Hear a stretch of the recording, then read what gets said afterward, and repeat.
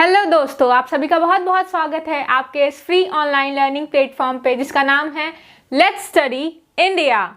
मेरा नाम अवंतिका सिंह है और आज मैं सेमेस्टर फर्स्ट की यूनिट 4 का टॉपिक अपॉप्टोसिस स्टार्ट करने वाली हूँ। चलिए स्टार्ट करते हैं। अपॉप्टोसिस के बारे में हम यहाँ पे पढ़ेंगे कि अपॉप्टोसिस की प्रोसेस क्या होती है, कैसे ये काम करती हैं, what are its two types, दो टाइप कौन सी हैं, इंट्रिंसिक और एक्सट्रिंसिक पाथवे के बारे में पढ़ेंगे, इसके एप्लीकेशंस के बारे में हम जानेंगे। साथ ही साथ हम इसमें जो भी प्रोटीन इन्वॉल्व हैं उनको भी हम साथ साथ देखते चलेंगे। तो चलिए स्टार्ट करते हैं आपके टॉपिक अपॉप्टोसिस। अपॉप्टोसिस मतलब होता है प्रोग्राम सेल डेथ, सेल की डेथ हो रही है। इसके पहले हमने सेल रेगुलेशन में ये पढ़ लिया था कि सेल कैसे रेगुलेट होती है। अगर ये पाथवे इस मैकेनिज्म में कहीं पे भी गलत होता है, इस फेज में, सेल साइकिल के फेज में हमने पढ़ा था सेल साइकिल में जो दो गेट होते हैं, देखिए 4 फेज में हमने डिवाइड किया था इसको। एक क्या होता है हमारा, ये होती है पूरी इंटरफेज, और एक होता है पूरा इंटरफेज जो कि 89 आवर्स चलती है, और एक होती है हमारी एम फेज। एम में क्या होता है, माइटोसिस या मियोसिस। फिर इसमें क्या होता है, जीवन। यहाँ क्या होता है, सिंथेसिस होती है डीएनए की। देन होता है G2। तो हमने देखा था कुछ गेट्स जो हैं यहाँ पे प्रेजेंट्स हैं। गेट क्या होते हैं कि कुछ रास्ते में बाधाएं आ रही हैं, गेट है यहाँ पे एक आता है, एक यहाँ प्रेजेंट होता है गेट, और एक गेट यहाँ प्रेजेंट होता है। तो G1 गेट के बाद और G2 गेट के बाद, और यहाँ पे क्या होता है कि मेटाफेज और एनाफेज के बीच में ये गेट प्रेजेंट होते हैं। अब इन गेट से जब पास नहीं हो पाता है, यानी कि सेल में कुछ गड़बड़ी होती है ना, तो ये सेल क्या करता है, इसको आगे फर्दर बढ़ने नहीं देता है। आगे क्या होता है, सेल की ग्रोथ नहीं होती है, वो वहीं पे उसकी डेथ करा देता है, लाइसिस करा देता है। अगर सेल में कुछ भी गड़बड़ी पाई जाती है तो मान लीजिए उसमें कोई वायरस आ गया, उसका मतलब वो सेल के अंदर जो मैकेनिज्म है वो वायरस डीएनए के द्वारा कंट्रोल कर लिया गया है। तो अब हमारा डीएनए सेल के अंदर नहीं रह गया, वायरस का डीएनए आ गया है, तो सेल अपने आप क्या करता है, उसको उसकी लाइसिस करा देता है, उसकी डेथ करा देता है उस सेल की, ताकि क्या हो, वो बाकी सेल में इन्फेक्शन ना हो। कभी कभी क्या होता है कि कोई भी बाहर के एजेंट से, जैसे क्या यूवी लाइट है या गामा रेज है, उनकी वजह से एक्स रेज किसी को उससे भी इन्फेक्शन हो जाता है, म्यूटेशन आ जाती है, डीएनए डैमेज हो जाता है। तो क्या होता है, सेल इस मतलब जो सेल होता है उसका जो अंदर की प्रोटीन्स होती हैं उसको डैमेज कर देती हैं, तोड़ के क्या करती हैं कि चलो निकलो, बाय बाय, है ना। तो यहाँ अपॉप्टोसिस में क्या हो रहा है, यही पाथवे को हम फॉलो करते हैं, यानी प्रोग्राम वे में सेल की डेथ कराते हैं। ऐसा नहीं कि चोट लग गई है तो डेथ हो गई है, उसको बोलते हैं, अगर चोट लगने पे सेल की डेथ होती है तो उसको बोलते हैं नेक्रोसिस। और apoptosis is a whole different concept. इसमें क्या होता है, प्रोग्राम सेल डेथ। हम यहाँ पे आगे आपको डिफरेंस भी बताएंगे नेक्रोसिस और अपॉप्टोसिस के बीच में, जिसके बीच में बच्चे कंफ्यूज रहते हैं। तो चलिए आपका अपॉप्टोसिस के बारे में पहले बता देते हैं कि होता क्या है। प्रोग्राम सेल डेथ, एक ऑर्गेनाइज फैशन में सेल की डेथ हो रही है। यहाँ पे कुछ प्रोटीन्स इन्वॉल्व होती हैं जिसको हम बोलते हैं जिस एंजाइम्स को हम बोलते हैं कैस्पेजेस। यहाँ पे क्या होता है, कैस्पेजेस अलग अलग पाथवे में अलग अलग कैस्पेजेस परफॉर्म करती हैं, अपनी एक्टिविटी करती हैं और सेल की लाइसिस कराती हैं। तो what is its definition, how can you define this. तो you can define apoptosis process by this. क्या होता है कि अगर बहुत ही ज़्यादा उसके अंदर हाईली डिसइंफेक्शन क्या हो गया है, उसके अंदर बहुत ही क्या हो गया है, डिसइंफेक्शन हो गया है उस सेल के अंदर, तो उसकी लाइसिस करा दी जाती है। एक प्रोग्राम मैनर में सेल की डेथ कराते हैं ताकि बगल वाली सेल को कोई क्या हो, उसको कोई टेंशन ना हो कि अरे ये बगल वाली सेल को डेथ हो गई, इसकी क्या हो रहा है, इसके अंदर वायरस आ गया, मुझे भी इन्फेक्ट करने वाला है। तो ऐसा ना हो, इसलिए हम क्या कराते हैं, अपॉप्टोसिस करा देते हैं सेल की। या फिर वो सेल जो है वो कैंसर या कार्सिनोजेनिक ना हो जाए, क्या करे, ज़्यादा रैपिड अमाउंट में मल्टीप्लाई करे और कैंसर कॉजिंग यानी ट्यूमर बना दे। तो उसको रोकने के लिए ये पाथवे काम करता है। इसी पाथवे में कभी गलती हो जाती है तो ट्यूमर जैसे जो सेल्स होते हैं वो बन जाते हैं। तो बहुत ही रेयर केस होता है। एक दिन में एक पर्सन के अंदर क्या होती है, बहुत सारी सेल्स माइटोसिस के थ्रू बनती है। 1 लाख सेल्स 1 सेकेंड में एक एडल्ट ह्यूमन की में बॉडी में बनती है, और उतनी ही सेल क्या होती है, डाई भी कर जाती है। कहने का मतलब है कि आपकी जो पूरी बॉडी है बिलियंस ऑफ सेल से बनी है एक दिन में, तो आपके बॉडी से 50 से क्या हो रहा है, 50 से 70 मिलियन सेल जो होती हैं एक दिन में अपॉप्टोसिस के प्रोसेस में डाई कर जाती है। यही चाइल्ड के केस में बात करते हैं तो क्या होता है, जब वो बच्चा छोटा होता है तो 20 से 30 बिलियन सेल्स क्या होती हैं, एक दिन में उनकी डेथ होती है। अब मतलब पूरा एक बॉडी का कवरिंग आपने उतार दिया एक दिन में। तो ये क्या होता है, ये सेल डेथ जो होती है, जब आप क्या कहते हैं नहाते हैं अगर कुछ रह गई होती हैं तो वो वॉश ऑफ हो जाती हैं आफ्टर बाथिंग। तो ये क्या है, पूरा मैकेनिज्म है क्या अपोप्टोसिस का। इस तरीके से अपोप्टोसिस पूरी क्या करती है, हमारी बॉडी की सेल्स को रीन्यू करती है। तो एक जो पुरानी सेल है उनकी डेथ हो गई और जो न्यू सेल होगी उसमें क्या होगा, वो माइटोसिस के थ्रू या मियोसिस के थ्रू नई सेल जो है हमारी बॉडी में बनती ही रहती हैं। देन ये कैसे हो सकता है, वो इसकी ये जो सेल है उसके अंदर कैसे अपोप्टोसिस हो सकता है, तो किसी भी चीज़ से हो सकता है। कोई टॉक्सिन सेल के अंदर क्रिएट हो जाए, या बाहर से कोई ऐसा मैकेनिज्म है, मतलब कोई बैक्टीरिया या वायरस आ जा रहा है, या सेल के अंदर ही कुछ ऐसे हो रहा है, डीएनए का डैमेज हो जा रहा है। तो इन सब किसी भी मेथड से क्या होता है कि अपोप्टोसिस का कारण इनमें से कोई भी हो सकता है। किसी भी मेथड के थ्रू, मतलब किसी भी कारण के थ्रू ये अपोप्टोसिस जो होती है वो शुरू हो जाती है उस सेल के अंदर, मतलब उस पर्टिकुलर सेल की डेथ हो जाती है। क्या होता है कि एक सेल, हमारी बॉडी क्या बनी है, सेल से बनी हुई है। तो एक सेल में क्या होती है, उसकी लाइसिस शुरू हो जाती है। ये सेल है, ठीक है, सेल की ऐसे एक कई सेल है, इनके बगल में क्या होता है, ग्रुप ऑफ टिश्यू मतलब टिश्यू बना लेते हैं ना खूब सारे सेल मिलके। तो ऐसे खूब सारी सेल प्रेजेंट है और इस सेल में से कोई भी एक सेल अगर लाइसिस करती है, जैसे ये सेल है और ये लाइसिस कर रही है, अगर मान लीजिए ये सेल जो है इसके अंदर जो डीएनए है वो किसी वजह से यूवी लाइट की वजह से क्या हो गया, बाहर से कोई यूवी लाइट इसके ऊपर पड़ गई। और यूवी लाइट क्या होती है, हार्मफुल होती है। यूवी रेडिएशन से कहते हैं हमें बचना चाहिए, अल्ट्रावायलेट रेज से। और इसके कारण कोई इसमें क्या आता है, इस जो डीएनए है इसका, उसमें क्या आ रहा है, चेंज आ जा रहा है। तो इसके कारण से ये सेल जो हमारी अलग से क्या होती है, ये अपोप्टोसिस के प्रोसेस के थ्रू ये डिसइंटीग्रेट हो जाती है। पहले ये छोटी श्रिंक करती है, श्रिंक करने के बाद इसके मैटर जो है बाहर आ जाते हैं। जैसे ही इसका मैटर बाहर आता है, मतलब जो अंदर की वॉल थी, मतलब इसका साइटोस्केलेटन जो होता है उसको सेल को एक टर्बिडिटी रहता है कि वो फूली रहती है, एक शेप में बनी रहती है। बट जैसे ही क्या होता है कि अपोप्टोसिस यहाँ पे इसके अंदर कोई भी म्यूटेशन होता है तो तुरंत इसकी सेल क्या करती है, यानी इसके अंदर की प्रोटीन काम करने लगती हैं और इसको क्या करती हैं, श्रिंक करा देती हैं। सेल श्रिंक करती हैं और क्या होता है, इसकी लाइसिस करा देती हैं, मतलब छोटे छोटे पार्ट में सेल को डिसइंटीग्रेट करा देंगी। जिस डिसइंटीग्रेटेड पार्ट को मैक्रोफेजेस खा जाती हैं। मैक्रोफेजेस क्या होती हैं, ये भी क्या होती है, हमारी बॉडी में एमेबॉइड मूवमेंट करती हैं। जैसे WBC भी एमीबॉइड मूवमेंट करती है, ऐसे ऐसे करके घूमती रहती हैं। वो क्या करेंगी, इन मैक्रोफेजेस को खा जाएंगी, ठीक है, मतलब इनको क्या कर देगी, गायब कर देगी। तो ये पहले क्या होता है, अमीबा की तरह स्ट्रक्चर बना लेता है, मतलब बाहर क्या होता है, बल्ज आउट हो जाता है। और इसके बाद क्या होता है, इनकी लाइसिस करा दी जाती है छोटे छोटे पार्ट में। तो this process is known as apoptosis. देखिए अपोप्टोसिस का प्रोसेस कुछ इस तरीके से दिखता है। ये नॉर्मल सेल है। एक सेल में क्या होता है, एक न्यूक्लियस होता है, उसके अंदर डीएनए होता है, देन उसकी सारी सेल बॉडी सेल ऑर्गेनल्स होती हैं। ये नॉर्मल सेल है। जैसे ही इसके अंदर किसी भी कारण से मान लीजिए वायरस आ गया या कोई टॉक्सिन है या कोई भी रेस की वजह से ये डैमेज होती है तो तुरंत क्या होता है, सेल श्रिंक कर जाती है, अपने आकार से छोटी होने लगती है, श्रिंक कर जाती है। यही डिफरेंस होता है नेक्रोसिस और अपोप्टोसिस में। अपोप्टोसिस के प्रोसेस में सेल श्रिंक करती है और नेक्रोसिस चोट लगती है जब, तो सेल स्वेल करती है, फूल जाती है, ये स्वेल कर जाती है और अपने साइज से डबल हो जाती है। या यहाँ पे क्या हो रहा है कि सेल श्रिंक कर जा रही है, छोटी हो जा रही है, सिकुड़ जा रही है। जैसे आपने देखा होगा अगर उसको किशमिश को, रेजिन को, तो उसमें क्या होता है, सेल श्रिंक रहती है ना, बिल्कुल सिकड़ी सी। तो वैसे ये भी ऐसे श्रिंक कर जाती है सेल, मतलब अपना आकार जो है वो खो देती है।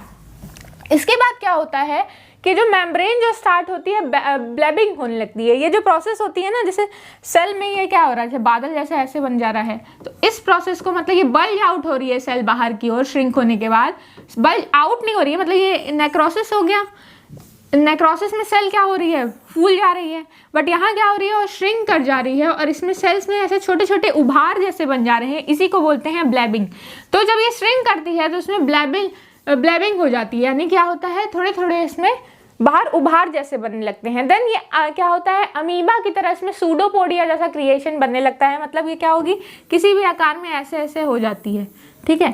तो ऐसा आकार ले लेती है, इसी को हम बोलते हैं कि न्यूक्लियस मेम्ब्रेन में सूडोपोडिया जैसा अमीबा की तरह इसका स्ट्रक्चर क्रिएट हो जाता है, मतलब न्यूक्लियोलस। और इसके अंदर की जो न्यूक्लियस है वो डिसअपियर हो जाती है, न्यूक्लियर मेम्ब्रेन डिसअपियर हो जाती है, न्यूक्लियस का मैटर फैल जाता है और अल्टीमेटली क्या होती है, इसकी लाइसिस हो जाती है छोटे छोटे पार्ट में, जिसको मैक्रोफेजेस के द्वारा इंगल्फ कर लिया जाता है एट लास्ट।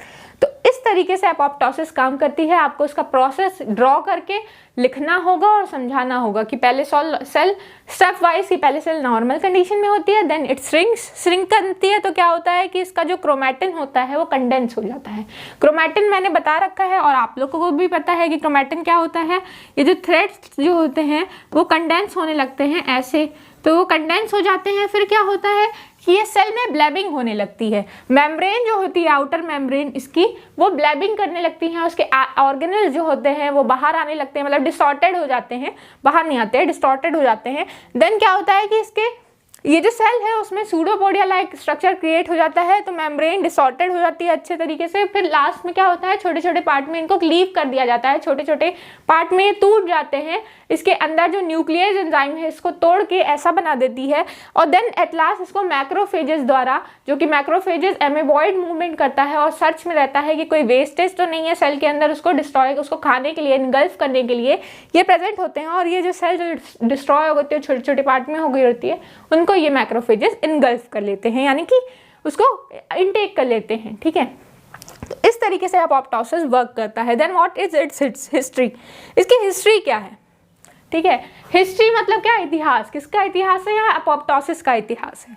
तो अपोप्टोसिस जो होती है, इस प्रोसेस का नाम कहाँ से आया, इसकी डिस्कवरी किसने की, किसको किसको इस फील्ड में नोबेल प्राइज भी मिला है, उसके बारे में हम जानेंगे। तो सबसे पहले अपोप्टोसिस प्रोसेस जो है उन्होंने देखी थी किसने, कार्ल वॉगर ने। ठीक है, कार्ल वॉगर ने ये प्रोसेस देखी थी 1842 में। और ये क्या थे, जर्मन साइंटिस्ट थे, यानी जर्मनी के रहने वाले थे। इन्होंने सबसे पहले अपोप्टोसिस दिखाया था, अपोप्टोसिस को बताया था कि ऐसे होता है। इन्होंने देखा था अपोप्टोसिस को और थोड़ा बहुत डिस्क्राइब किया था। तो बताया था कि ऐसे हो रहा था कि सेल की डेथ हो जा रही थी, तो इन्होंने देखा और बताया कि इस तरीके से काम होता है। सबसे पहले आइडेंटिफाई करने का काम इनका है। उसके बाद 1845 में, यानी कि इनसे 3 साल बाद ही कौन आते हैं, वाल्टर फ्लेमिंग। वाल्टर फ्लेमिंग ने बहुत ही डिस्क्रिप्शन, मतलब डिटेल डिस्क्रिप्शन दे दिया था अपोप्टोसिस का 1845 में, यानी 3 साल बाद ही। देन कौन आए थे हमारे, जॉन फॉक्सटन रॉसकर। अगर आपको नाम नहीं याद हो रहा है तो आप जॉन कैर भी नाम याद कर सकते हैं, एक ही साइंटिस्ट का ये नाम है पूरा। ठीक है, तो उन्होंने बताया था कि श्रिंकेज, नेक्रोसिस, पहले इन्होंने बोला कि ये जो प्रोसेस हम देख रहे हैं, उन्होंने जब इसकी स्टडी की तो उन्होंने कहा कि ये क्या है श्रिंकेज नेक्रोसिस। मतलब निक्रोसिस क्या होती है, स्वेल करके होती है ना, मैंने बताया। नेक्रोसिस जो होती है, इंजरी से जो चोट लगने से सेल डिस्ट्रॉय होती है, उसमें सेल स्वेल कर जाती है, फूल जाती है, इन्फ्लेमेशन होता है। बट यहाँ कह रहे हैं कि नेक्रोसिस की ही प्रोसेस है। इन्होंने कहा कि ये नेक्रोसिस की ही प्रोसेस है, बट इसमें स्वेलिंग की जगह क्या हो रहा है, श्रिंकेज हो जा रहा है। तो इन्होंने इसका नाम दिया था श्रिंकेज नेक्रोसिस। बाद में इन्हें समझ में आया कि नहीं, ये तो होल डिफरेंट कॉन्सेप्ट है। यहाँ पे क्या हो रहा है, सेल की डेथ है वो प्रोग्राम मैनर में हो रही है। तो इन्होंने बाद में इसका नाम दे दिया अपोप्टोसिस। बाद में इन्होंने कहा कि नहीं, ये प्रोसेस अपोप्टोसिस है, बिल्कुल ही उससे अलग है। उसके बाद इनको ये अवार्ड मिला था पॉल एलरिच एंड लुडविग डर्मेस्टलर प्राइज। इनको ये प्राइज मिला था मार्च में 2014 मार्च को ये प्राइज मिला था। ये प्राइज उन्हीं लोगों को मिलता है जिन्होंने कोई स्पेसिफिक वर्क किया हो इन फील्ड ऑफ साइंस। तो कोई स्पेसिफिक काम, कोई स्पेसिफिक डिस्क्रिप्शन या कुछ ऐसा बता देना कि क्या हो जिससे बहुत ही इवोल्यूशन आ जाए हमारे साइंस में, हमारे विज्ञान में कुछ नया पता चले बिल्कुल से। तो इन्होंने अपोप्टोसिस की प्रोसेस को विस्तार में एक्सप्लेन करते हुए ये सेल में एग्जाम्पल के थ्रू और इसको पूरा दिखा करके समझाया था कि ऐसे ही है, होता है अपोप्टोसिस। इसके लिए इनको अवार्ड मिला था। और ये अवार्ड इनको, इसके साथ किसने ये अवार्ड शेयर किया था, तो 2 साइंटिस्ट ऑन थे, एक थे वाटसन और एक थे रॉबर्ट। तो वाटसन और रॉबर्ट के साथ इनको ये प्राइज मिला था, जॉन कैर को। देन इसके बाद Nobel prize in medicine, apoptosis के लिए नोबेल प्राइज भी मिल चुका है बायोलॉजी में, यानी कि मेडिसिन में। तो किसको मिला है ये, सिडनी बर्नर को मिला है ये प्राइज।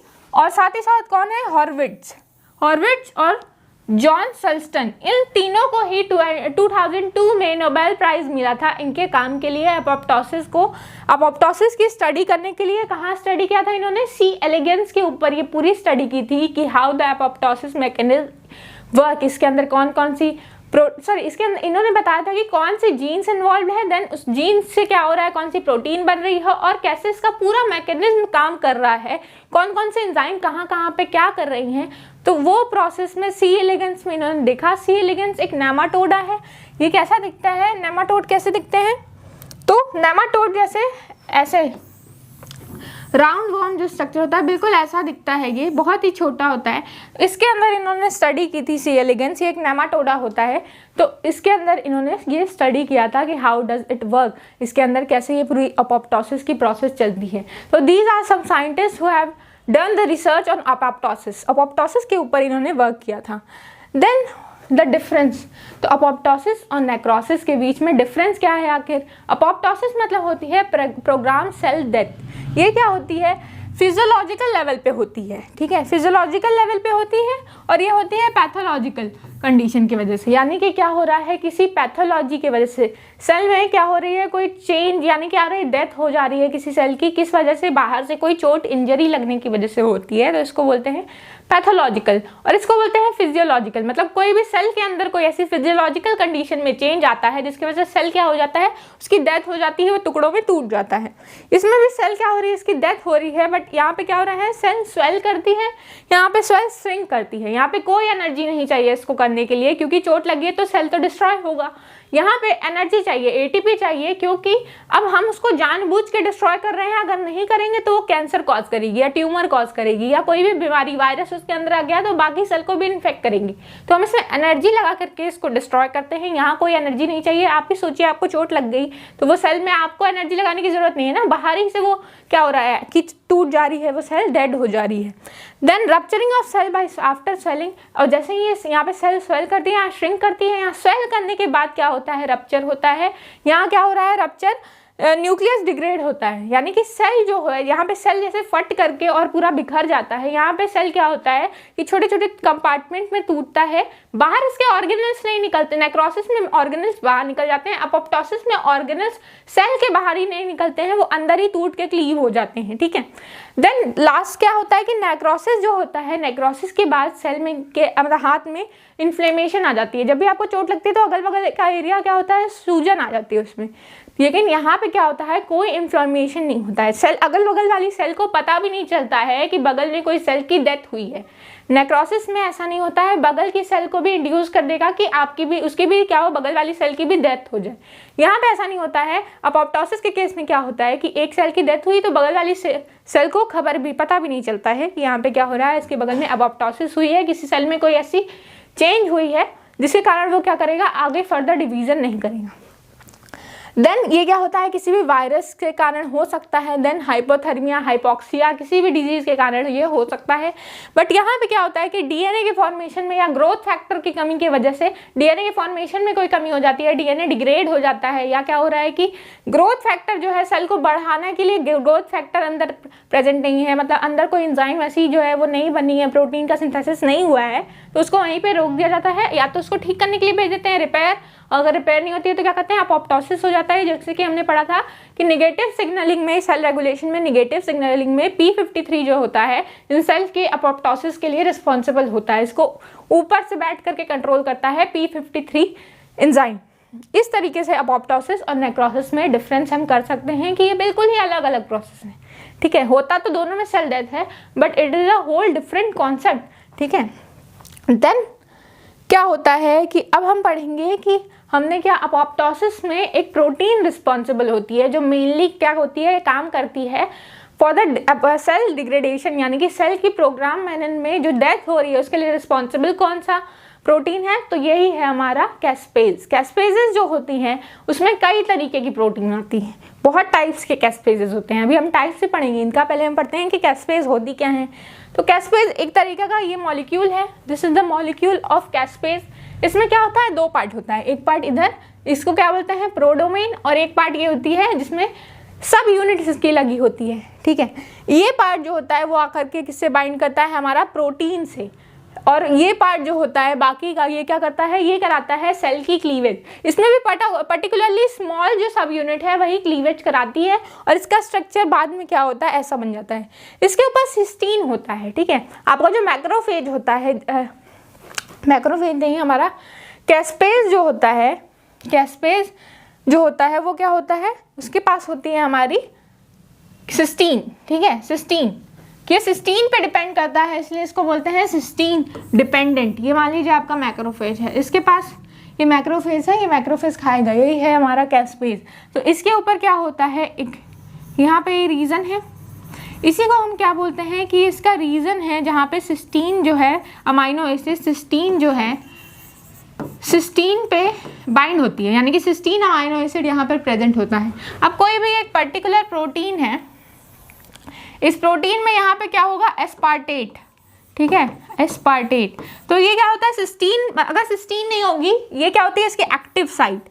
एक्टिव साइट मतलब एंजाइम की वो साइट जहाँ पे कोई भी सबस्ट्रेट आकर के बाइंड होता है, तो उसको बोलते हैं एक्टिव साइट। तो ये हमारी कैस्पेज की क्या है, एक्टिव साइट, इसमें सिस्टीन बाइंड होता है। अगर सिस्टीन नहीं होता तो ये काम नहीं करता, इसीलिए इसको बोलते हैं सिस्टीन डिपेंडेंट। और ये क्या होता है, एस्पार्टेट। एस्पार्टेट क्या है, ये भी आकर यहाँ एस्पार्टेट बाइंड होना चाहिए, जिस प्रोटीन पे ये क्लीवेज करेगा वहाँ पे क्या होगा, एस्पार्टेट यहाँ पे होना चाहिए, उसी रीजन पे ये क्लीवेज करता है, वहीं पर आकर के बाइंड होता है मतलब। तो ये जाकर के इस पर बाइंड होने के लिए इसमें यहाँ पे इस रीजन पे एस्पार्टेट प्रेजेंट होना चाहिए। फिर ये जो है बाइंड होकर के कॉम्प्लेक्स क्या तैयार करता है प्रोटीन के साथ, जिसको हम क्या बोलते हैं, इसी को बोलते हैं कैस्पेजेस। कैस्पेजेस को बोलते हैं, कैस्पेजेस जो है उसको स्टैंड मतलब what is its full form. तो कैस्पेज को हम बोलते हैं cysteine aspartate specific protease, cysteine dependent aspartate specific protease, मतलब सिस्टीन पे डिपेंड करता है अपने काम करने के लिए और एस्पार्टेट पे अटैक करता है, इसलिए बोलते हैं cysteine dependent aspartate specific, aspartate पे ही बाइंड करता है। तो एस्पार्टेट स्पेसिफिक प्रोटीएज, प्रोटीएज मतलब क्या है, प्रोटीन का एंजाइम है जो कि प्रोटीन को क्लीवेज करेगा। जहाँ भी वर्ड एज लगता है आप समझ जाइए क्या है, एंजाइम है। डीएनएज है, पॉलीमरेज है, एज आखिरी में लगा है, समझ जाइए एंजाइम है। और उसके पहले जो वर्ड होता है वो क्या होता है, उसके लिए काम करता है। जैसे प्रोटीएज है मतलब प्रोटीन को क्या करेगा, क्लीव करेगा, तो ये है प्रोटीएज। अब प्रोटीन को क्लीवेज करके ये क्या करेगा, उस प्रोटीन को एक्टिव बना देगा। अभी प्रोटीन इनएक्टिव फॉर्म में, उसको एक्टिवेट करने का काम ये करते हैं कैस्पेजेस। देन कैस्पेजेस जो होते हैं उनका क्या होता है, हाई स्पेसिफिसिटी होती है, किसी भी सबस्ट्रेट के थ्रू एक स्पेसिफिक एरिया से आकर के बाइंड होते हैं और स्पेसिफिकली उसी प्रोटीन से जाके बाइंड करेंगे, जिसको क्या करना है, इनको डिग्रेड करना है। तो बहुत ही स्पेसिफिकली ये काम करते हैं, अपने सबस्ट्रेट से स्पेसिफिकली आकर के बाइंड करते हैं। और वो रीज़न क्या होगा, वहाँ पे एस्पार्टेट प्रेजेंट होना चाहिए। और ये सिस्टीन का यूज़ करते हैं कैटालिसिस करने के लिए, पेप्टाइड बॉन्ड का क्लीवेज करने के लिए सिस्टीन का यूज़ करते हैं। जैसा कि स्ट्रक्चर में आप देख पा रहे थे कि सिस्टीन प्रेजेंट थी ना, सिस्टीन ही क्या कर रही है, ये सिस्टीन है, वही एस्पार्टेट के प्रोटीन से बाइंड करती है, तो साइड स्पेसिफिक बाइंडिंग करती है, एस्पार्टेट होगा तभी बाइंड करेगी। और ये सिस्टीन ही क्या करती है, क्लीवेज में हेल्प करती है इस प्रोटीन के। तो सिस्टीन पे डिपेंड होता है और पेप्टाइड बॉन्ड को ये तोड़ता है। इसमें क्या होता है कि प्रोटीन की वजह से ही अपोप्टोसिस होती है, इसलिए बोलते हैं कि मेजर प्रोटीन डिपेंडेंट अपोप्टोसिस जो होती है। उसके बाद synthesis with cells as precursors name procaspases. तो प्रोकैस्पेजेस को क्या करती है, एक्टिवेट फॉर्म कर देती है, मतलब प्रोकैस्पेज को कैस्पेज में बदल देती हैं ये एंजाइम्स, ठीक है। तो यहाँ पे जो भी एंजाइम होगी उसको एक्टिवेट कर दिया जाएगा और कुछ इस तरीके का टेट्राड जैसा स्ट्रक्चर ये बना लेते हैं, मतलब इसको बोलते हैं डायाड। दो यहाँ पे प्रोटीन्स की ग्रुप मिल करके इसको बनाती हैं, ऐसा एक इस साइड लग जाएगा और ऐसा ये प्रोटीन एक इस साइड लग जाएगा और ये क्या होगा, एक्टिवेट हो जाएगा। अभी ये इनएक्टिवेट फॉर्म में था ये प्रोटीन, ये प्रो एंजाइम था, उसके बाद ये किस में बदल जाता है, एक्टिव कैस्पेज में। इसको एक्टिव होने के लिए एक एंजाइम चाहिए जिसमें क्या होना चाहिए, इसमें सिस्टीन और उसमें एस्पार्टेट बाइंड होता है। ये याद कर लीजिए कि कैस्पेज एंजाइम नेसेसरी होती है for the apoptosis. Then what are its types. तो कैस्पेजेस कितने तरीके के होते हैं, कितने टाइप्स होते हैं कैस्पेजेस के, तो 3 टाइप्स के बेसिकली कैस्पेजेस होते हैं। एक कैस्पेजेस देखिए, एक होता है इंट्रिंसिक, यानी कि 2 तरीके के, वैसे स्टार्टिंग में एक हो सकता है इन्फ्लेमेटरी कैस्पेजेस और एक होते हैं आपके अपोप्टोसिस। ये दोनों अपोप्टोसिस के लिए रिस्पॉन्सिबल है। अब ये क्या करेंगे, यहाँ पे अपोप्टोसिस कराएंगे और ये इन्फ्लेमेशन कैस्पेजेस में, ये कैस्पेजेस सेल की इन्फ्लेमेशन के लिए रिस्पॉन्सिबल होते हैं। यहाँ पे क्या कर रहे हैं, इसके लिए कौन कौन से कैस्पेजेस हैं, कैस्पेज 1, कैस्पेज 4 और कैस्पेज 5। इंट्रिंसिक, अब इसके अंदर जो अपोप्टोसिस है उसके अंदर क्या होता है, एक होता है इनिशिएटर कैस्पेजेस, एक होता है इफेक्टर कैस्पेजेस। यानी कि नाम से समझ में आ रहा है कि ये क्या करेगा, प्रोसेस को, अपोप्टोसिस की प्रोसेस को इनिशिएट करेंगे, शुरुआत करेंगे उसकी। तो इसमें कौन कौन से हैं, 2, 8, 9 एंड 10। उसके बाद बाकी जो बते वो टोटल 12 होते हैं, ठीक है। कैस्पेजेस टोटल 12 होते हैं, यानी कि क्या है, 1 दर्जन। तो उसमें से ये जो बाकी बच्चे वो क्या हो जाते हैं, इफेक्टर कैस्पेजेस, यानी कि 3, 6 एंड 7। ये तीनों कैसे हैं, एक्सट्रिंसिक हैं, मतलब सॉरी ये क्या है, इफेक्टर हैं। इफेक्टर कहने का मतलब अभी तो इसने स्टार्ट तो कर दी प्रोसेस, बाकी ये इफेक्टर मतलब अपोप्टोसिस कराने के लिए मेनली जो रिस्पॉन्सिबल हैं वो हैं ये 3, 6 और 7। ये क्या कर रहे हैं, ये इफेक्ट कर रहे हैं, मतलब सेल की अपोप्टोसिस में इफेक्टर की तरह काम कर रहे हैं। अब ये क्या होता है, लॉन्ग एंड टर्मिनल डोमेन। अब ये प्रोटीन है तो एक सी टर्मिनल और एक एन टर्मिनल होगा। तो वही बोल रहा है कि एन टर्मिनल डोमेन जो होता है वो बहुत बड़ा होता है। ये देखिए, ये प्रोटीन है, ये है हमारा एन टर्मिनल, ये सी टर्मिनल। इस तरीके से क्या होता है कि यहाँ पे भी टर्मिनल भी बोल रहा है कि एन टर्मिनल जो होता है, एन टर्मिनल लॉन्ग होता है, और यहाँ पे क्या होता है, इंटरैक्ट विथ इफेक्टर कैस्पेजेस। इफेक्टर कैस्पेजेस के साथ ये इंटरैक्ट करते हैं और ये क्या करते हैं, इनिशिएट करते हैं, ये इफेक्टर इनिशिएट करते हैं। और किसको इनिशिएट करते हैं, ये इफेक्टर कैस्पेजेस को। ये आके इससे बाइंड करते हैं और ये क्या करते हैं, एक्टिवेट हो जाते हैं और फिर क्लीवेज कराते हैं। तो ये डिपेंड इंटरैक्ट करते हैं इफेक्टर कैस्पेजेस से और ये सेल डेथ को इनिशिएट करते हैं, ये कराते हैं सेल डेथ, इसलिए इसे कहते हैं इफेक्टर। देन लिटिल और नो एन टर्मिनल डोमेन। इसमें एन टर्मिनल डोमेन जो होता है कि छोटा हो सकता है या तो बिल्कुल भी नहीं हो सकता है। कैस्पेजेस है क्योंकि प्रोटीन है तो एन टर्मिनल और सी टर्मिनल तो होगा। देन इसको बोलते हैं कि टाइप्स ऑफ अपोप्टोसिस। अपोप्टोसिस अब कितने तरीके की होती है, अपोप्टोसिस 2 तरीके की होती है। एक होती है अपोप्टोसिस इंट्रिंसिक, यानी सेल के अंदर से आ रहा है आवाज़ की ठीक है हमको क्या करना है, डेथ करनी है। इससे माइटोकॉन्ड्रिया सिग्नल दे रहा है कि अब आप क्या कर दो, लाइसिस कर जाओ, मतलब आपकी डेथ कर देनी चाहिए, आपको डेथ क्या है, डाई कर जाना चाहिए। आप में अंदर का मैकेनिज्म सही से काम नहीं कर रहा है तो सेल अंदर से ही बताती है कि आप क्या करना है, सेल की डेथ करानी है।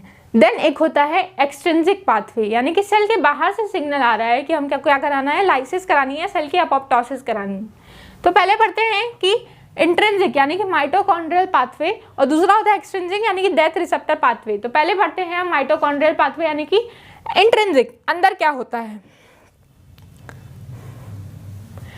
इंट्रिंसिक पाथवे, सेल के अंदर से पता चल रहा है उसको, सेल के अंदर से आवाज़ आ रही है कि सेल की क्या करानी है, लाइसिस करानी है।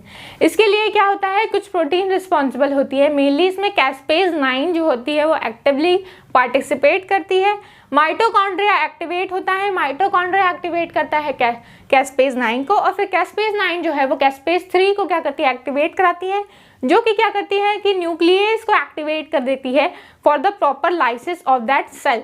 तो यहाँ पे सबसे पहले होता है कि ये सेल की डेथ होगा initiated within the cell, cell के अंदर स्टार्ट होती है, माइटोकॉन्ड्रिया से क्या करती है, सेल के अंदर स्टार्ट होती है, इसीलिए नाम है इंट्रिंसिक। देन इसको क्या कहते हैं, या तो डीएनए डैमेज हो या कोई भी स्ट्रेस हो या वायरल इन्फेक्शन हो या कोई भी सेल के अंदर कोई टॉक्सिन चली गई हो, सेल के अंदर कोई भी लॉस हो रहा है, तभी क्या होता है, इंट्रिंसिक पाथवे काम करता है। या फिर क्या होगा कि non receptor mediated intracellular signal, मतलब कि नॉन रिसेप्टर, कोई रिसेप्टर नहीं चाहिए बाहर से, कोई ये सेल है, ये सेल है, सेल के बाहर कोई रिसेप्टर नहीं चाहिए डेथ करने के लिए, सेल के अंदर ही माइटोकॉन्ड्रिया ही बता देगा कि अब क्या करना है, इसकी डेथ करानी है। ठीक है, माइटोकॉन्ड्रिया ही बता देगा कि सेल क्या करानी है, सेल की डेथ करानी है। तो बाहर से कोई रिसेप्टर नहीं चाहिए हमको, जैसे कि हमको एक्सट्रिंसिक में एक रिसेप्टर चाहिए। वहाँ पे पहली लाइन क्या होगी कि सेल के बाहर होगा, ये क्या है, विद इन द सेल, ये सेल के बाहर से सिग्नल आएगा, इसमें क्या हो रहा है, सेल के अंदर सिग्नल आ रहा है, इसलिए इंट्रिंसिक। यहाँ पे क्या हो रहा है कि कोई भी अंदर का कोई भी सिग्नल हो सकता है, डीएनए अंदर, सेल के अंदर जो भी डैमेज हुआ है, डीएनए का डैमेज हो गया है, वायरस आ गया है, तो ये सब अंदर के फैक्टर हैं। वहाँ पे बाहर से कोई डैमेज होता है, उसके कारण सेल की क्या होती है, डेथ। यहाँ पे क्या हो रहा है, मतलब बाहर से कोई ऐसा वो आता है, बाहर से कोई डोमेन उस पर आके एक्ट करता है जिसकी वजह से उसकी डेथ होती है। यहाँ पे क्या हो रहा है कि कोई भी रिसेप्टर नहीं चाहिए, एक्सट्रिंसिक में रिसेप्टर चाहिए होता है। देन यहाँ पे इंक्लूडिंग एक्टिविटीज ऑफ माइटोकॉन्ड्रिया, तो माइटोकॉन्ड्रिया की एक्टिविटी से होता है, वहाँ माइटोकॉन्ड्रिया की एक्टिविटी से नहीं होता है। यहाँ पे कैस्पेज 9 रिस्पॉन्सिबल होती है, एक्सट्रिंसिक में कैस्पेज 8 रिस्पॉन्सिबल होती है for the apoptosis. Then pro apoptosis proteins activate caspases that mediate the destruction of the cell through many pathways. बहुत सारे पाथवे से डिस्ट्रक्शन शुरू हो जाता है। एक बार कैस्पेज 3 इनिशिएट हो जाती है, मतलब वो एक्टिवेट हो जाती है, फिर वो क्या करती है, न्यूक्लियस को एक्टिवेट कर देती है, उससे लाइसिस हो जाती है। बहुत सारी प्रोटीएजेस को मतलब क्या कर दिया जाता है कि अब तुम भी रेडी हो जाओ, उनको एक्टिवेट कर दिया जाता है, वो भी क्या होती है, लाइसिस करने लगती हैं। तो बहुत सारे मैकेनिज्म एक साथ ऑन होने की वजह से पूरी की पूरी सेल की लाइसिस हो जाती है। बट अगर हम बात करते हैं कि इंट्रिंसिक और एक्सट्रिंसिक में ज़्यादा क्या है, ज़्यादा तेज़ी से कौन कराता है देन? तो बाहर से एक्सट्रिंसिक पाथवे में ज़्यादा सेल की लाइसिस होती है। जब मैं मैकेनिज्म समझाऊंगी तब आपको समझ में आएगा कि कैसे एक्सट्रिंसिक पाथवे जो है वो ज़्यादा क्या है, एक्टिवली डिस्ट्रॉय करता है सेल्स को इन कंपैरिजन टू इंट्रिंसिक। देन क्या होता है कि कोई भी डीएनए क्या करते हैं, डीएनए का फ्रेगमेंटेशन हो जाता है। यही हॉलमार्क है, हॉलमार्क ऑफ अपॉप्टोसिस है कि सेल में क्या हो रहा है, सेल का डिग्रेडेशन हो रहा है, मतलब डीएनए का डिग्रेडेशन हो जा रहा है। जैसे ही डीएनए डिग्रेड हो गया तो प्रोटीन ना आरएनए बनेगा ना प्रोटीन बनेगी, कुछ बनेगा ही नहीं, तो सेल के अंदर कुछ रहता ही नहीं है, तो सेल की डेथ हो जाती है। तो जैसे ही डीएनए डिग्रेड होता है, यही हॉलमार्क होता है इंट्रिंसिक पाथवे का या एक्सट्रिंसिक पाथवे का या अपॉप्टोसिस का हॉलमार्क है कि डीएनए की क्लीवेज हो जाना। यही डीएनए का क्लीवेज कौन कराता है, हमारा न्यूक्लियस एंजाइम, ठीक है, न्यूक्लिक एसिड की क्या कराता है, क्लीवेज। सारी प्रोटीन्स जो होती हैं वो डिस्ट्रॉय हो जाती हैं। इसका मैकेनिज्म है, ये काम कैसे करता है देख लीजिए। अभी जैसे मैंने पढ़ाया था जब सेल रेगुलेशन, तो मैंने बताया था P53 जो एंजाइम है वो रिस्पॉन्सिबल होती है।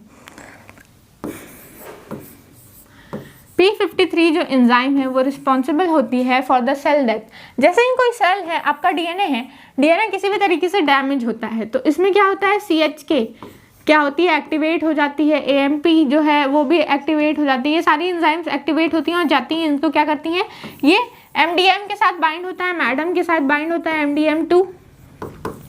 ये क्या करते हैं, ये फॉस्फेट होने के बाद, मतलब इस पर फॉस्फेट बाइंड हो जाता है, फॉस्फेट इस पर बाइंड होता है, फॉस्फेट इस पर भी बाइंड हो जाता है, और ये MDM से इसमें भी फॉस्फेट को बाइंड कर देते हैं और ये इससे अलग हो जाता है। जैसे ही इससे अलग होता है ये एक्टिव हो जाता है P53, और इसको नहीं क्या हो गया, इसको सिग्नल मिल गया है, जैसे ये डैमेज हुआ है इसको सिग्नल मिल गया है कि अब हमको क्या करानी है, सेल की लाइसिस करानी है, सेल को अब खत्म करना है, डिस्ट्रॉय करना है। तो ये क्या है कि मास्टर है, ये पूरा गेम रचाता है। इसके अंदर से जैसे भगवान बैठ के ऊपर सारा क्या कहते हैं, सृष्टि के रचयिता है, वैसे ये सेल के अंदर या अपॉप्टोसिस का काम का जो मेन रेगुलेटर है वो P53 है। P53 फिर क्या करता है, बाकी एंजाइम्स को एक्टिवेट कर देता है विद इन द सेल, जो क्या करती हैं, बाकी डिस्ट्रक्शन कर देती हैं, अपॉप्टोसिस कर देती हैं।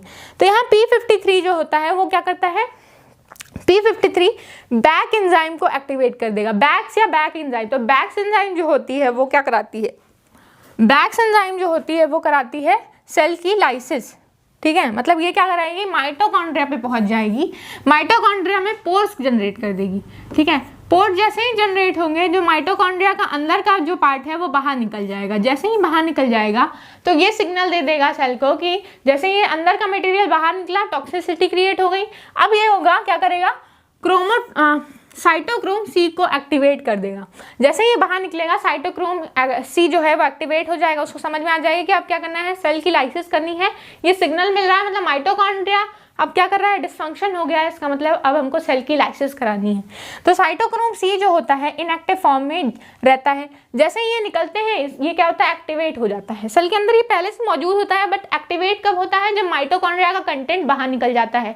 जैसे ही ये बाहर निकलता है, साइटोक्रोम एक्टिव हो जाता है। साइटोक्रोम C जैसे ही एक्टिव होता है, ये किसको एक्टिवेट करता है, प्रोकैस्पेज जो होता है, प्रोकैस्पेज जहाँ प्रो लगा है, मतलब अब ये इनएक्टिव फॉर्म है, इनएक्टिव फॉर्म में है। ये जो है cytochrome C along with APAF यानी FF1 के साथ मिल करके ये प्रोकैस्पेज 9 पे एक्ट करता है, जो प्रोकैस्पेज से क्या बन जाती है, कैस्पेज, यानी इनएक्टिव फॉर्म से बन जाती है एक्टिव फॉर्म में, प्रोकैस्पेज से बदल जाती है ये कैस्पेज में। और जैसे ही प्रोकैस्पेज एक्टिवेट होता है, ये एक्टिवेट करता है प्रोकैस्पेज 3 को, यानी कि ये क्या करता है, कैस्पेज 9 एक्टिवेट हुआ, अब ये प्रोकैस्पेज 3 को कन्वर्ट कर देगा। अभी जब भी प्रो लगा है, यानी क्या है, ये अभी इनएक्टिव स्टेज में है, ये इसके ऊपर एक्ट करेगा और इसको बना देगा एक्टिव। जैसे ही ये एक्टिव होगी, ये किस में बदल जाएगी, तो कैस्पेज 3 में। और कैस्पेज 3 जो होती है वो क्या करती है, अपॉप्टोसिस के लिए रिस्पॉन्सिबल होती है।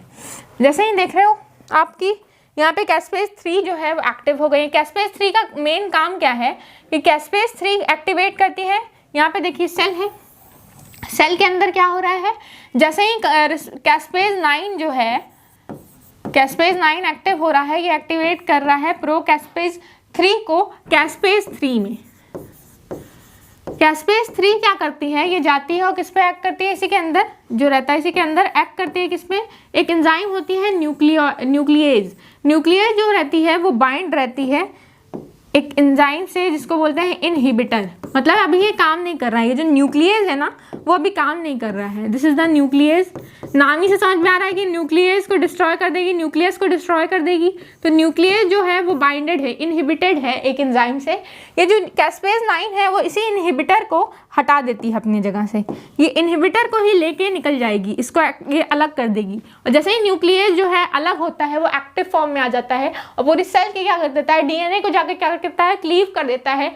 फिर क्या होता है ये, और इसी के साथ साथ जो कैस्पेज 9 है वो प्रोटीन की भी क्या करता है, डिग्रेडेशन, यानी प्रोटीन भी क्या होते हैं यहाँ पे बनने बंद हो जाते हैं, प्रोटीन की भी डिस्ट्रक्शन हो जाती है। प्रोटीएज एंजाइम को जगा देते हैं, एक्टिवेट कर देते हैं कि अब तुम भी क्या करो, डिस्ट्रक्शन करो, और पूरी सेल की क्या होती है, लाइसिस हो जाती है। इस तरीके से अपोप्टोसिस में इंट्रिंसिक पाथवे काम करता है। इंट्रिंसिक मतलब इनसाइड द सेल, और इनसाइड द सेल कौन, माइटोकॉन्ड्रिया जो है हमारा एक्टिव हो जाता है, वही क्या करता है, रिस्पॉन्सिबल होता है for the intrinsic pathway. Then extrinsic pathway में क्या होता है कि यहाँ पे ये मैकेनिज्म, आपने मैंने डेफिनेशन बता दी कि आपको लिखना कैसे है। बिल्कुल यहाँ क्या है, इनसाइड द सेल तो आउटसाइड द सेल, यहाँ कोई रिसेप्टर नहीं चाहिए था, वहाँ रिसेप्टर चाहिए। यहाँ पे एक्सटर्नल इंटरनल कोई भी क्या होता है खबर मिलती है और माइटोकॉन्ड्रिया एक्टिवेट हो जाता है। वहाँ बाहर से कोई सिग्नल मिलता है और माइटोकॉन्ड्रिया को एक्टिवेट करने की जरूरत नहीं है, वो बाहर से यही क्या हो जाएगा, एक्टिवेट हो जाएगा फैस रिसेप्टर के थ्रू। यहाँ पे फैस रिसेप्टर नहीं चाहिए, वहाँ फैस रिसेप्टर चाहिए। यहाँ पे कैस्पेज 9 थी, वहाँ पे कैस्पेज 8 रिस्पॉन्सिबल होगी एक्सट्रिंसिक में। तो अब मैकेनिज्म को पढ़ते हैं कि एक्सट्रिंसिक पाथवे में मैकेनिज्म कैसे काम करता है। सेल होती है, सेल के बाहर एक रिसेप्टर होता है, सेल के बाहर जो रिसेप्टर होता है वही रिस्पॉन्सिबल होता है। ये सेल है, नॉर्मल सेल है, अभी यहाँ पे एक रिसेप्टर लगा हुआ है जिसको बोलते हैं फैस रिसेप्टर। फैस रिसेप्टर ये क्या होता है, यही रिस्पॉन्सिबल होता है सेल लाइसिस के लिए। रिसेप्टर जो होता है इसके ऊपर कोई भी एक्सट्रिंसिक पाथ मतलब बाहर से कुछ भी मैटर आता है और क्या होता है, इसके ऊपर अटैच हो जाता है। जैसे ही इसके ऊपर अटैच होता है ये क्या करता है, ये एक्टिवेट कर देता है इसको, फैस रिसेप्टर। और तुरंत क्या होता है कि जैसे ये रिसेप्टर होता है इसको बोलते हैं डिस्क, ये अंदर क्या करता है, डीडी यानी क्या, डिस्ट्रक्शन को एक्टिवेट कर देता है। तो क्या कहता है, सेल की डिस्ट्रक्शन को इनिशिएट कर देता है। तो ये जो कॉम्प्लेक्स बनता है मतलब अब डिस्क कॉम्प्लेक्स बन जाता है, यानी डिस्क बन जाता है। डिस्क क्या होती है, तो डिस्क, ये जो कॉम्प्लेक्स बनता है इसको बोलते हैं डिस्क। डिस्क क्या होती है, group of protein which are responsible for the destruction, तो इसको बोलते हैं डिस्ट्रक्शन इनिशिएटेड क्या है, सिग्नलिंग कॉम्प्लेक्स। तो डिस्ट्रक्शन इनिशिएटेड सिग्नलिंग कॉम्प्लेक्स में डिस्ट्रक्शन के लिए सिग्नल आ जाता है। अब जैसे ही इसको ये बनता है डिस्क मतलब सिग्नल, तो FADD रिस्पॉन्सिबल मतलब FADD प्रोटीन जो होती है वो ये क्या करती है, प्रो कैस्पेज 8 को कन्वर्ट कर देती है कैस्पेज 8 में। यानी कि कैस्पेज 8 जो है अब वो क्या हो गया, जाग गया, एक्टिव हो गया। प्रो कैस्पेज मतलब इनएक्टिव प्रोटीन थी, सेल के अंदर प्रेजेंट थी बट काम नहीं कर रही थी, शांति से पड़ी हुई थी, इसको एक्टिवेट कर दिया गया। अब इसको कहे कि उठो, काम पे लगो, तो ये एक्टिवेट हो गई। वहां पे कैस्पेज 9 थी इंट्रिंसिक में, यहाँ पे कैस्पेज 8 है।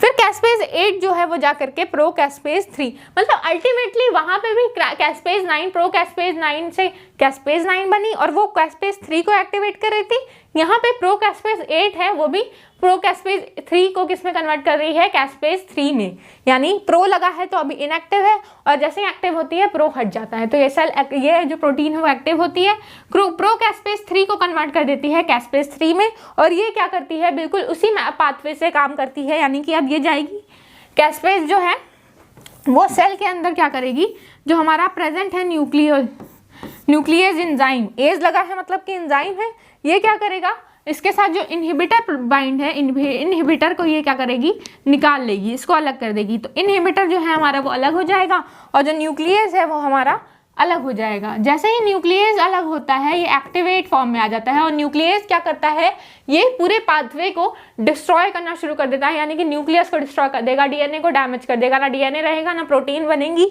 ना आरएनए बनेगा, ना प्रोटीन बनेगी, कुछ नहीं बनेगा। और जो बाकी प्रोटीन्स ऑलरेडी प्रेजेंट हैं उसका डिस्ट्रक्शन भी कर दिया जाता है। कि यानी कि कैस्पेज जो है वो कैस्पेज 8 जो है इसका काम बस यही नहीं खत्म होता है कि कैस्पेज ने इसको एक्टिवेट कर दिया कैस्पेज 3 को। कैस्पेज 8 और क्या करता है, ये एक्टिवेट कर देता है वापस बैक्स को। बैक्स जो है ये क्या करता है, रेगुलेट, यानी कि बैक्स जो है वापस इंट्रिंसिक पाथवे में माइटोकॉन्ड्रिया में होल्ड कर देगा और माइटोकॉन्ड्रिया से बाहर निकलेगा पिगमेंट और फिर वो क्या होगा, कैस्पेज 9 एक्टिव होगी, देन कैस्पेज 3, और वापस क्या हो रहा है, बहुत ज़्यादा डिस्ट्रक्शन हो जाएगा सेल का। तो ये क्या करते हैं कि बिन, देन टी बिन बना देते हैं, टी बिन एंजाइम को एक्टिवेट करते हैं जो जाके बैक्स को एक्टिवेट कर देती है, और वापस बैक्स जो है वो इंट्रिंसिक पाथवे यानी कि माइटोकॉन्ड्रिया वाला पाथवे शुरू कर देता है जब ये बन जाता है। जैसे कि हमने यहाँ पर पढ़ा था कि जैसे ही बैक्स बनता है ये क्या करता है, माइटोकॉन्ड्रिया में होल कर देता है। अब आप बैक प्रोटीन भी देख रहे हो, तो बैक और BACL यानी कि BACL जो प्रोटीन है ये इसको रोकने का काम करता है। वापस से सेल की जैसे ही लाइसोस हो जाती है तो उसको कंट्रोल भी करना पड़ेगा ना, किसी भी चीज़ का स्विच ऑन और स्विच ऑफ होना चाहिए। अगर अचानक से बस सेल में अपोप्टोसिस होते जा रही है तो सारी डेथ तो मर ही जाएंगी, अल्टीमेटली हम भी मर जाएंगे।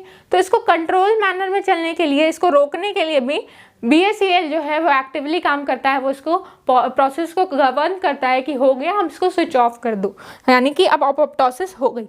देन अपोप्टोसिस होती क्यों है, देखो ये हमारा सेल है, मतलब ये फ्रॉग है, टैडपोल है, टैडपोल से एडल्ट फ्रॉग बनने के लिए अपोप्टोसिस करनी पड़ती है। इसकी जो पूंछ है उसमें अपोप्टोसिस होती है और ये पूंछ जो है वो गायब हो जाती है, इसमें अपोप्टोसिस होती है, सेल की डेथ हो जाती है पूरी पूंछ की रीजन की, और ये जो हमारा मेढक है वो इस तरीके से एडल्ट में कन्वर्ट हो जाता है। यहाँ पे देख रहे हो, अगर अपोप्टोसिस नहीं होगी तो ये हमारा जो सेल है वो प्रॉपर डेवलप नहीं करेगा, सेल में अच्छे से डेवलपमेंट नहीं होगी, ऑर्गन अच्छे से बनेंगे नहीं।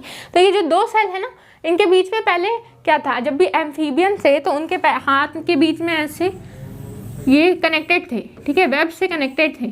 तो ये वेब जो थी हमारे में भी डेवलप हुई, बट क्या हुआ, टाइम के साथ साथ अडाप्टेशन ऐसी हुई कि ये गायब हो गए। तो अब के टाइम में जब कभी कभी सेल डेथ नहीं होती है तो ये फिंगर्स ऐसे अटैच रह जाती हैं, इनके बीच में वेब रह जाता है। तो उसी की डेथ के लिए प्रॉपर ये सेल के अलग होना ज़रूरी है। देख रहे हो यहाँ पे भी अटैचमेंट है, यानी बीच के सेल की डेथ नहीं हुई है।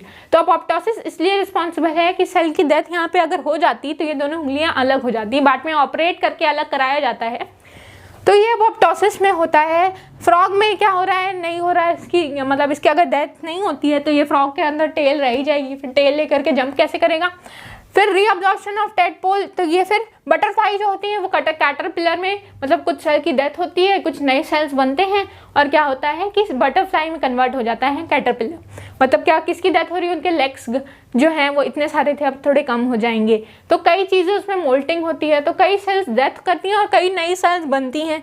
देन हमारे ब्रेन में भी न्यूरॉन्स का फॉर्मेशन, न्यूरॉन का कनेक्शन होने के लिए भी कई न्यूरॉन्स जो होते हैं उसमें अपोप्टोसिस होती है। तो क्या होता है कि formation of proper connection between neurons and brain, तो न्यूरॉन और ब्रेन के बीच में कनेक्शन के लिए भी इनका रिस्पॉन्सिबल होती है अपोप्टोसिस, यानी कुछ सेल्स की वहाँ पे डेथ करानी ज़रूरी पड़ जाती है। देन अपोप्टोसिस क्या करता है कि डिस्ट्रॉय करता है सेल्स को, कैंसर कॉजिंग सेल से उनका डिस्ट्रक्शन कर दिया। HIV है उस सेल के अंदर, तो मान लीजिए वहाँ कहीं पहुँच गई, उसका डेथ कर दिया। वायरस पहुँच गया, बैक्टीरिया पहुँच गया, वो कार्सिनोजेनिक है सेल, उसका डैमेज कर दिया। तो DNA का डैमेज हो गया सेल में, उसको क्या कर दिया, किल कर दिया। देन कोई भी डैमेज होता है कि B सेल्स और T लिम्फोसाइट्स अच्छी हैं, ठीक है, ये क्या करती हैं, हमें बचाती हैं, प्रोटेक्ट करती हैं। तो ये क्या करती हैं, बाहर से कोई फॉरेन पार्टिकल आया तो उनको क्या करती हैं, मारने का काम करती हैं। बट कभी कभी ऑटो इम्यून रिस्पॉन्स क्रिएट कर देती है, मतलब अपने ही सेल को बाहर का दुश्मन समझ के उसको मारने लग जाती हैं। अब ये तो हमें करना नहीं ना, हमारी सेल को ये दुश्मन समझ के हमें किल करना शुरू कर देंगी। तो B लिम्फोसाइट्स और T लिम्फोसाइट्स कभी कभी इनको गलत सिग्नल मिलने की वजह से ये क्या है, अपने ही सेल को फॉरेन समझ लेती हैं कि बैक्टीरिया है, वायरस है, और उनकी किलिंग करने लगती हैं, जिसकी वजह से कई ऑटो इम्यून डिजीजेज होती हैं। तो उसको रोकने के लिए भी इन सेल्स का डेथ करना ज़रूरी है। ये B लिम्फोसाइट और T लिम्फोसाइट जो डेंजरस हो गई हैं, जो ऑटो इम्यून डिसऑर्डर क्रिएट कर रही हैं, वहाँ पे भी अपोप्टोसिस कराने का काम ये सेल्स करनी है, यानी कि कैस्पेजेस करते हैं अपोप्टोसिस। देन इसी के साथ हमारा टॉपिक ख़त्म होता है। मिलते हैं नेक्स्ट वीडियो लेक्चर के साथ। टिल देन पढ़ाई करते रहिए। Thank you very much.